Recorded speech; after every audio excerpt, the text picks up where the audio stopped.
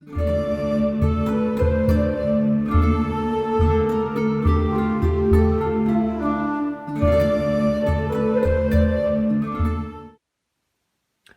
everybody and good evening. I am recording this on Monday the 5th of September at nearly midnight. It's been one of those really long shitty days today and I'm really kind of tense and wound up, but I thought, actually, do you know what? I'm going to record a video before I go to bed because art haul. I ordered a load of stuff on Amazon about a week ago, kind of out of some things I really wanted to try, other things I just wanted to have. So I placed an order, and it was one of those orders where if you use Amazon, particularly in the UK, I know at least, there are a load of marketplace vendors and used good vendors and so on that you buy from through Amazon, which is much like buying on eBay, I guess. And they're fantastic. You get really great deals, but it means that you place your order for like 7 items and then you get emails telling you one of them's coming on the 10th of September, one of them's coming on the 3rd of October. And I got all those emails, and I knew 3 things were coming straight from Amazon, and they were coming today, so I was really excited about that.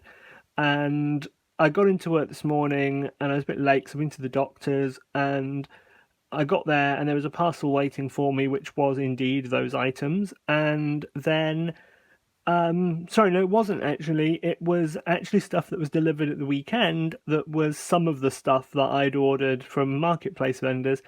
Then the stuff that was meant to come today happened, and then a bit later on another parcel arrived, which was the other stuff from the vendors, which is really cool. So I think nearly the whole order is here, so I'm going to art haul it. The first thing I bought was 4 Winsor & Newton tube paints, and I'll show you one of them, which is kind of the box standard one first of all. This is Rose Doré, or Rose Doré, if you want to pronounce it with an English accent. It's a Series 4 colour, so it's pretty expensive, and it's number 576, and this is the packaging that was used until about 2 or 3, maybe 4 or 5 years ago now, when they changed over to the silver packaging. So it's not ancient, but it's a little old.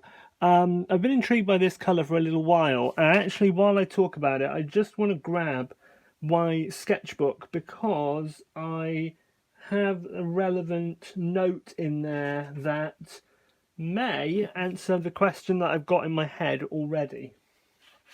So please bear with me just a moment.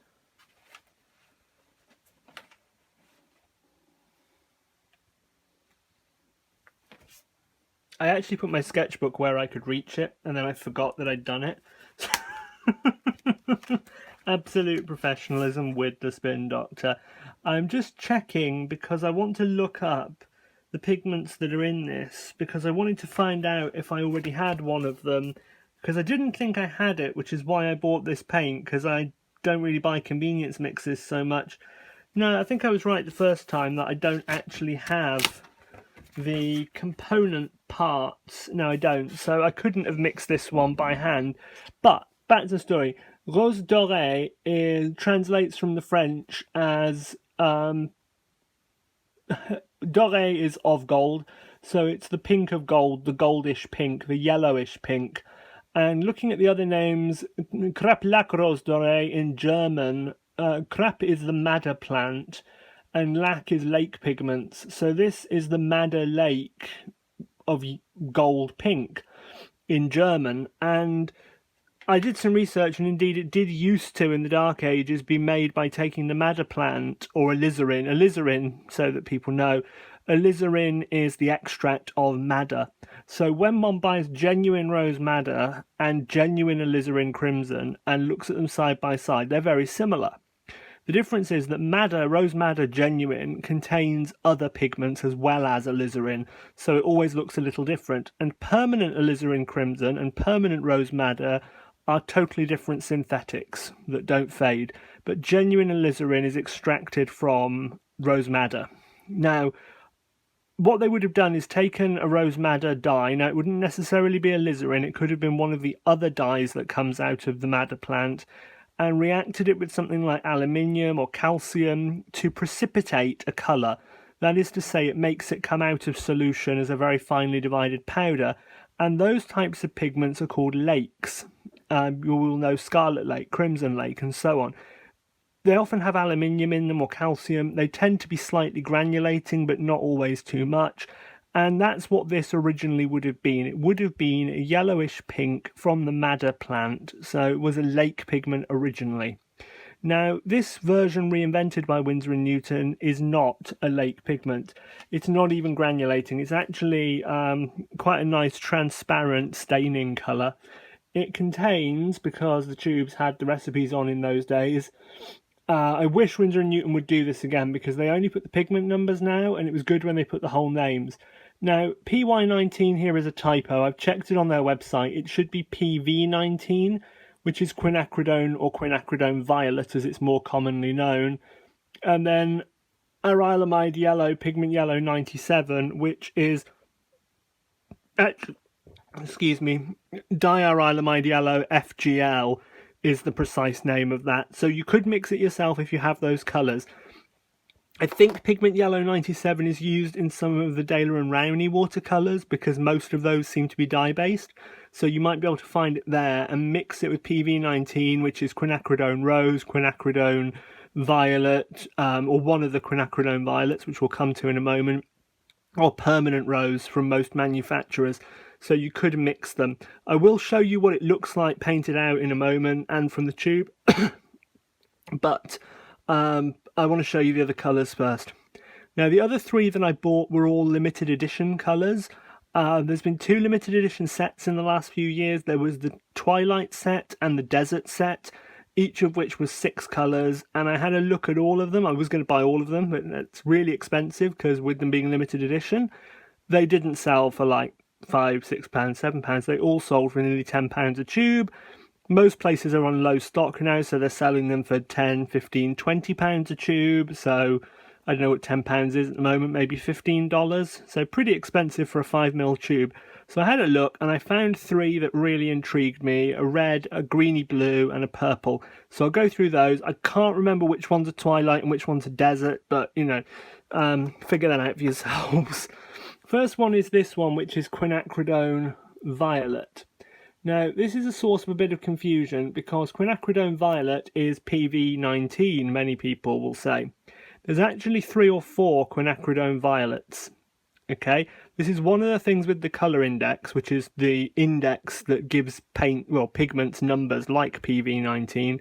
There are lots of things with the same common name. Now, they will have a different chemical name and chemical structure, but the name that's usually on the tube or associated, like natural red iron oxide or whatever, is the common name, or the sort of most commonly used name in the industry, I should say, rather than like a household name, for the pigment.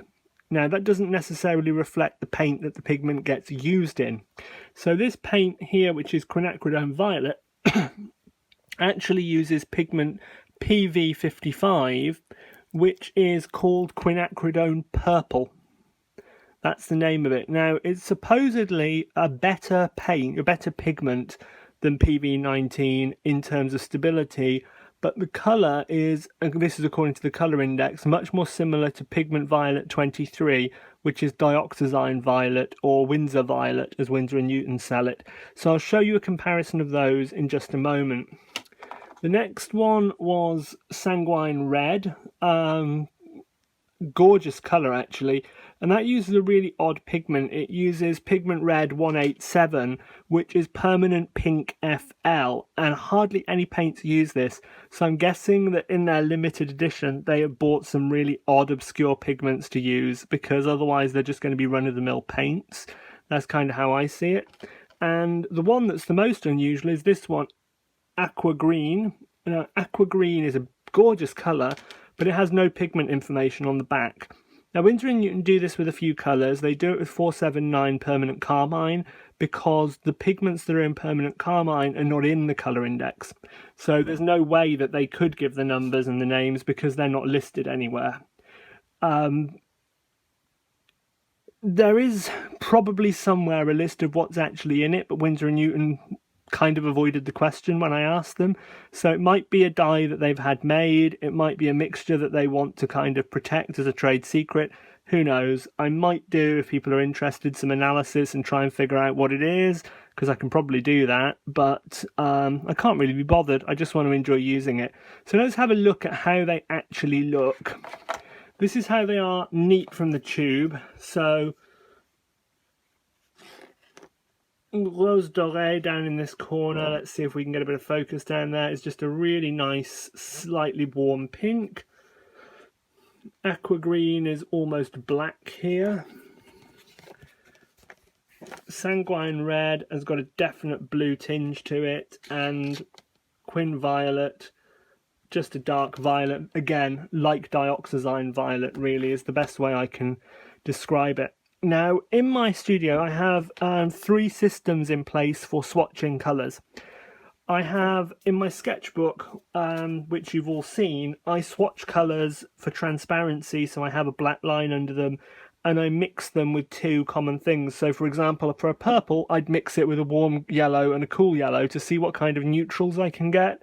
For a yellow, I would mix it with a blue and with a red to see what kind of greens and oranges I can get. So that's kind of how I deal with those colours. I also have a Filofax that has mini swatches of everything and how much they are and where I buy them, so that I don't duplicate colours when I buy them. And I'm going to be showing you a whole episode on how I make and maintain that file, because it's so critical to what I do. But this is not that episode. What I have, which I think you may have seen before, are these swatch sheets, which are done at jaunty angles in the style of Jane Blundell, using a found object. I think it was a cocktail stick box that was on my desk, and I swatch out all my greens, or anything greenish on here. You may be saying, why is there an ultramarine? Well, that's an ultramarine green shade. So it's an ultramarine that's less purple than normal French ultramarine. It looks really purple here because it's next to pure greens, but I can assure you that next to French ultramarine, that has a green tinge to it. So I put it on the blue sheet and I put it on the green sheet so I could cross-ref. Green gold, which is really a yellow, is on the green sheet and the yellow sheet, so I can cross-ref. Phthalo turquoise is on the green sheet and the blue sheet, so that's kind of how I deal with it. Perylene Green is on the neutrals because it's nearly a black. Aqua Green I've just put on, and I put it on a bit thick because obviously I'm painting neat from the tube. These haven't dried down yet. It is, you can't really see it actually on camera. On camera it looks very grey. On camera it looks very dull, but it isn't. It's a really, really luminous, beautiful bluish green. The thin areas, which on the camera actually appear pretty grey, like that kind of thin patch there, on the camera actually looks a little grey. But in real life, it's a really, really gorgeous colour. It's almost got a sky blue undertone to it. It's a fantastic colour. So whatever they did with their new colour chemistry to make it, absolutely brilliant. The reds next. Rose Doré is indeed a staining, transparent, yellowish pink, i.e. a warm pink, whereas Sanguine is this wonderful blue-toned, slightly granulating, but mostly staining, gorgeous colour. And you can see all the wonderful pinks, wonderful reds that are on here. And yeah, they are really quite different from anything that I've got so far. That's the dreaded Potter's Pink that granulates like crazy. So you can really see, and Caput Mortuum, another really highly granulating colour, really shows off how beautiful these are. They're still wet, so they may look different when dry, but point of an art haul video is to show you my first impressions, right? And this is the gorgeous Quinn Violet. Isn't that fantastic? It's a really beautiful colour. It's not dissimilar to Permanent Magenta, which is another Quinacridone colour, but it's very distinct. Now the colour index said it was a bit like Dioxazine Violet, which is up here. Now this is much thinner because I did it from a dried one, but there is a distinct similarity, whereas if I compare it to Permanent Rose, and I don't have Permanent Rose on this sheet, so I can't compare that too easily. Let's see. Oh no, I've got Permanent Rose, i.e. PV19, the other Quinacridone Violet here. So that's PV19, That's PV55. So they are really very different, but apparently this one has got a higher sort of, it goes further, it stains better, and all of those kind of properties. So those are my 4 new colours, and I'm looking forward to playing with them over the coming week or two. Now, I did buy... Oh, I'm really sorry.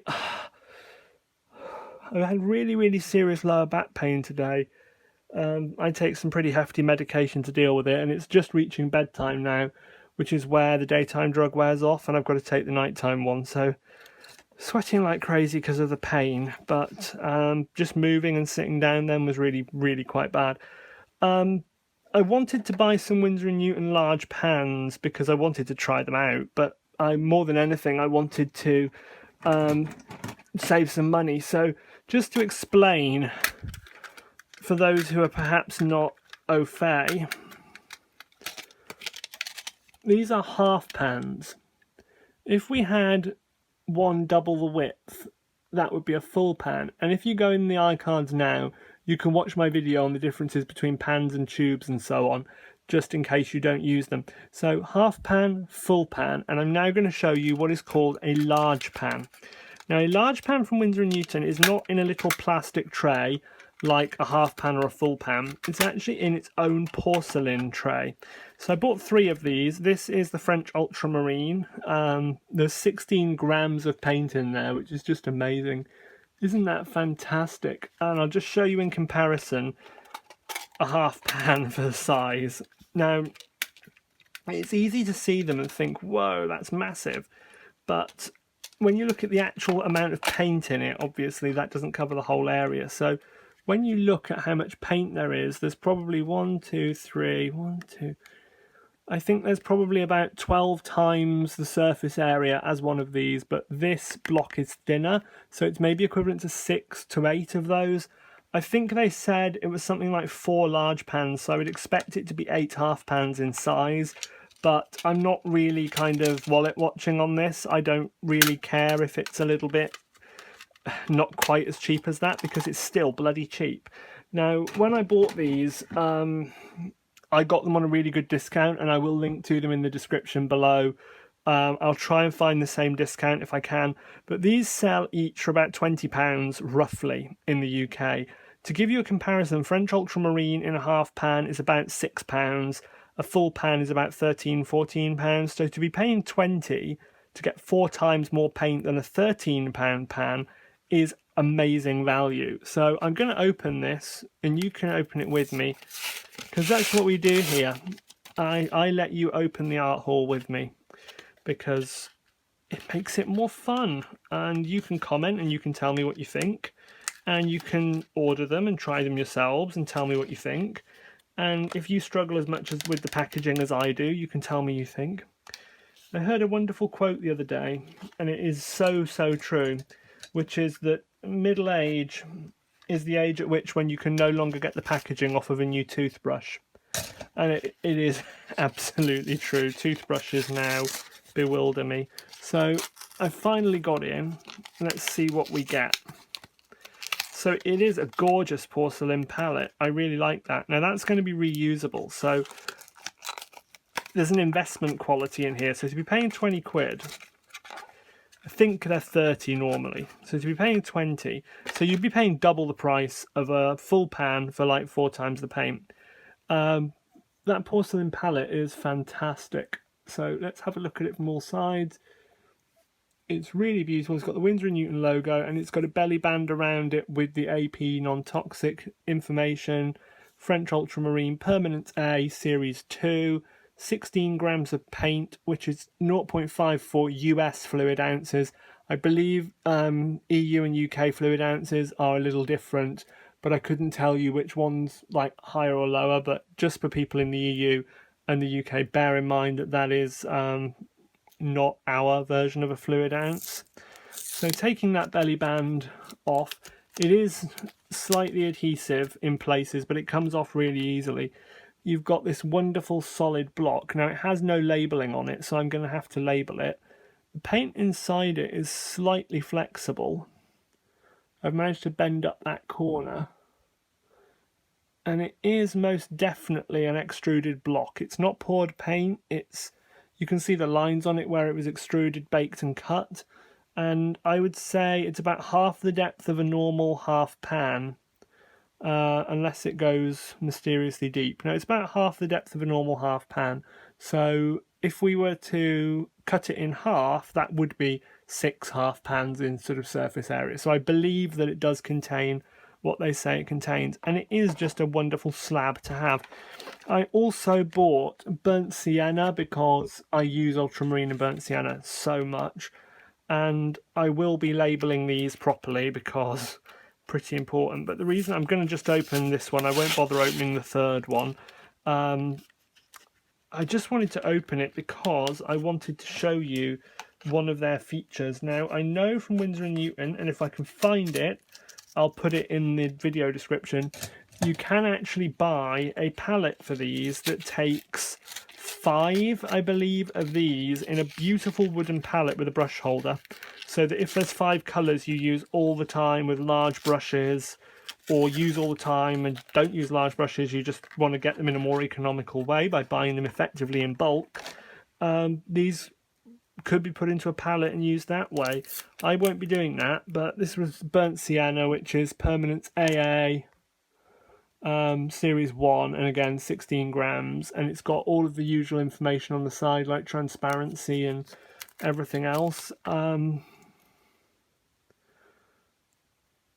They don't seem that brilliantly stuck down. I think they just held on with a little bit of gum arabic in the middle at the back, because the corners do lift.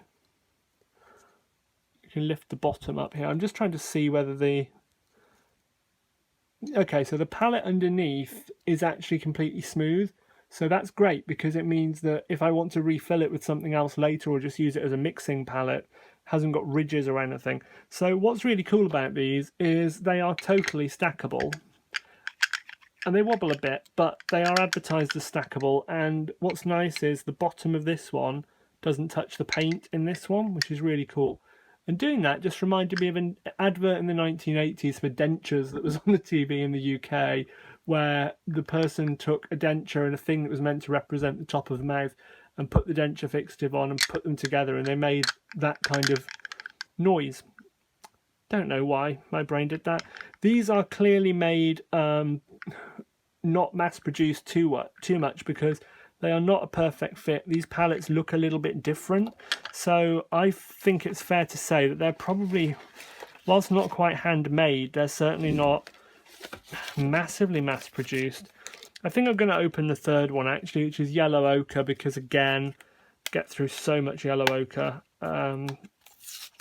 Sod's law now, isn't it? I'm not going to use any of these 3 colours for the next like 2 years, am I? So my rationale for having these was I use them direct from the tube quite a lot because I want great intensity of colour, and because I'm covering large areas and I use large brushes, which I'll show you in a second. So it was partly economics. Certainly with the yellow ochre I don't tend to use large brushes, but it was partly economics and partly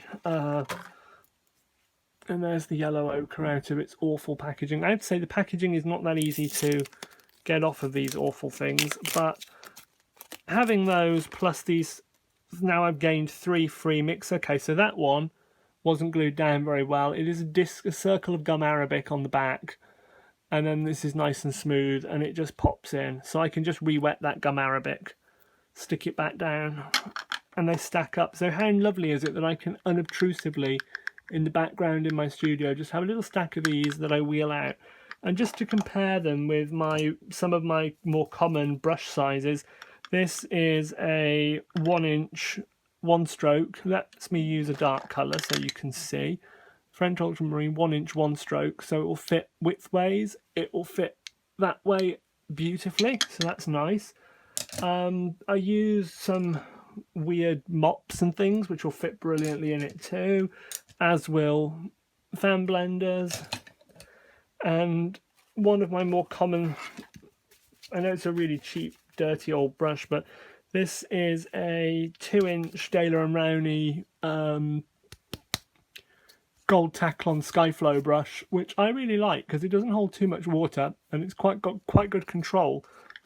So that 2-inch brush will work perfectly well sideways, or I could even side blend by picking up just on one side of the brush really quite easily, and that's not going to cause me any problems.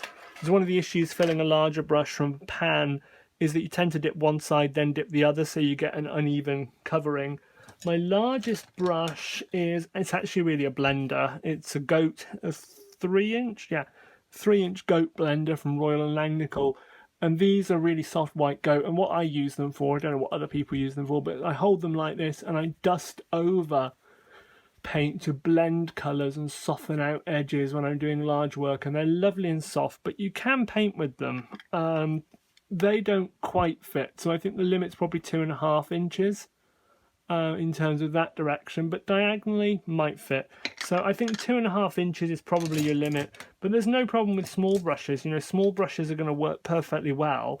You're just going to have to move around the surface so that you kind of use it up evenly and you don't end up with a furrow, but I think they're pretty good. And what you could even do, I'm not going to do it myself, what you could do if you use French Ultramarine and Burnt Sienna a lot is cut the paint in half horizontally, take out half of it and swap it with Burnt Sienna cut in the same way, and then if you always paint in the middle, the two colours will mix together as you paint, and then you can kind of mix your Burnt Siennas that way. So that's one way you could use them. I think they're pretty adaptable. From Winsor & Newton's marketing literature, they've only made these available in the most used colours. And that's the most used colours, I believe, in full pans. So you're not going to get every colour, but you can get permanent rose, you can get these. I think there's maybe 20 or 30 colours now available in this large pan format. So I highly recommend them. They are really economical.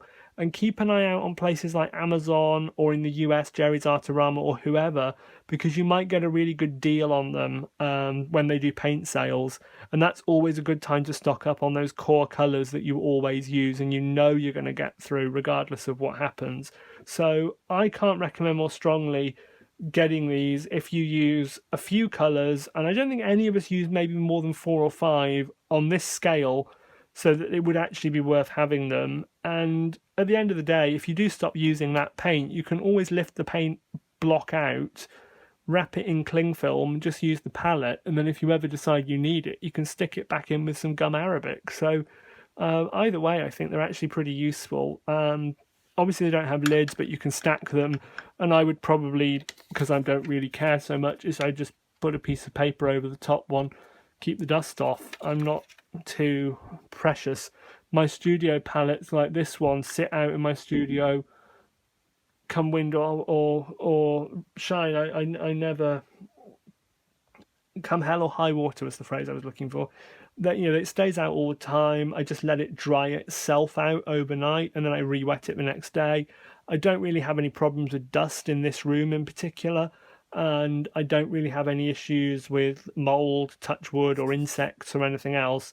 I mean, these paints don't have honey in them. They may have sugar, but they don't have honey, so they don't seem to attract things that are nasty in that way, and I've certainly not had any issues leaving them open. And these are all tube paints that I've poured.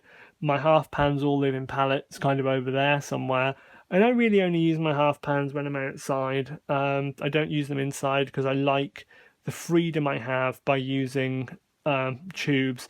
And one of the things I do is if there's a colour that's really intense, like dioxazine violet, when you pour it from the tube, you can mix it with gum arabic and then let it dry down to actually dilute it.